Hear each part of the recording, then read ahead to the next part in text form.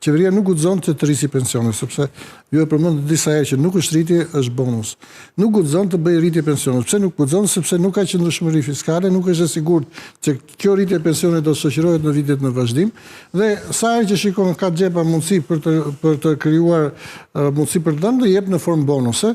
Dhe dyta, nuk e jep si rritje, pra nuk e jep në plot, sepse rritje do të nënkuptojë që çdo rritje për shkak të inflacionit do të kishte një bazë më të madhe. Kështu që ai jep një bonus 1.000 lekë, 15.000 lekë në muaj, dhe këtë vit e ka shpërndar sipas muajve, sepse ka hequr çika të parimin, se po ja dhe në fund të muajit do t'i prishë dhe s'do ketë më efekt të ashtu, edhe po e shpërndan dhe po të sobzon ato në çdo muaj. Sepse po ta ketë rritje ekonomike, atëherë edhe rritja sipas inflacionit do të ishte me një bazë më të madhe pensioni, kështu që efekti i saj në çdo vit do të ishte akoma më i madh.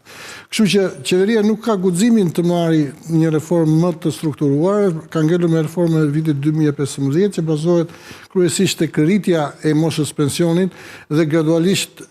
po mundson që të rrisi kontributet të rritur pagën mesatare ose pagën minimale në shkallë vendi në mënyrë që të rriten këto lloj kontributësh, por nuk krijojnë ato mundësi të krijojnë qëndrueshmërinë e pensioneve dhe të arrijnë pensionet në Shqipëri të paktën në nivelin 60-70% të pagës mesatare. Po ka shumë zgjidhje të tjera, por që kërkojnë një kompleksitet të masash dhe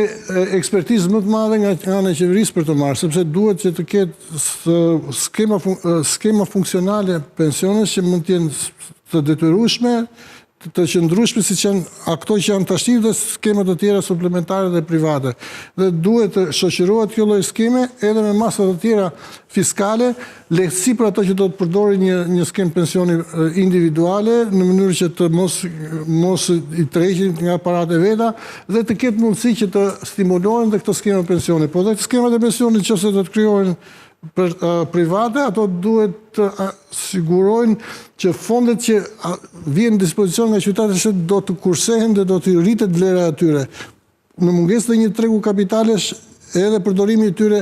nga ato është e diskutueshme se sa do të jenë të qëndrueshme këto lloj fondesh nga ana financiare dhe kontrolli financiar. Pra duhet të krijohen institucione të cilat do të mbikëqyrojnë fondet e pensionit që nesër pas nesër ato të mos falimentojnë dhe mos shkojnë pastaj prapë sërish si detyrimi i shtetit. Pra është një kompleks shumë i madh institucional dhe reforma të cilat do të sillsin një reformë më të madhe në tregun e kapitalit, të kontrollit dhe të qëndrueshmërisë së sektorit financiar, sepse ne tash kemi një bankë qendrore që është autorizuar të kontrollojë bankat tregtare dhe një autoritet, por përsëri nuk kemi institucione financiare të tjera të cilat do të finë në treg dhe do të krijojnë mundësi që edhe tregu i pensioneve të funksionojë si një lloj